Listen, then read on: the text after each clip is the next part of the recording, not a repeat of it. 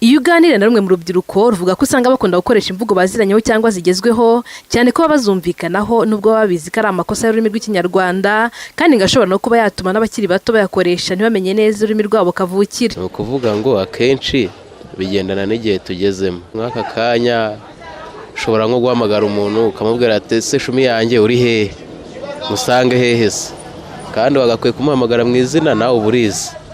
Ariko nk'ivuze ngo shumi yanjye n'umwana abyumva ahita abibwira mugenzi wiwe agakora nawe yumva ko nyine buri muntu wese bangana ari ishumi ye.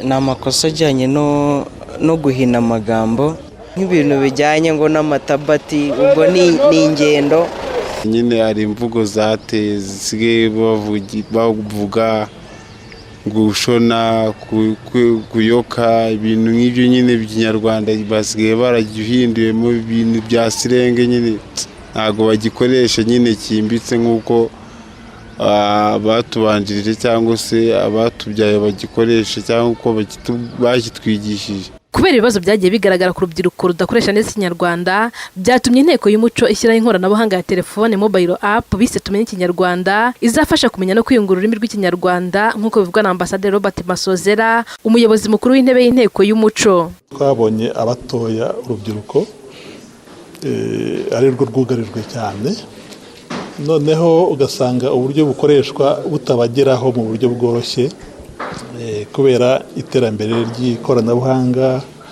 Niho twatekereje kuvuga ngo amasomo cyangwa inyigisho dutanga ni gute zashyirwa mu ikoranabuhanga kandi kugira ngo zijye muri cya gikoresho n'ubundi urubyiruko ruba rwicaranye rubana narwo. Nuko twatekereje rero iyi nkoranabuhanga yigisha ikinyarwanda twise tumenye ikinyarwanda, dukeka ko izafasha mu bintu nka bitatu. Icya mbere amakosa yakorwaga azakosorwa, hazabamo kugira ubumenyi, hazabamo kwihugura. Ni inkoranabuhanga iteye ku buryo ibyo byose ibigufasha, cyane cyane abafite ubumenyi bw'ibanze mu kinyarwanda, kuko uburyo iteye ifasha cyane abafite ubumenyi bw'ibanze mu kinyarwanda, abakunze gukora amakosa mu byiciro bitandukanye.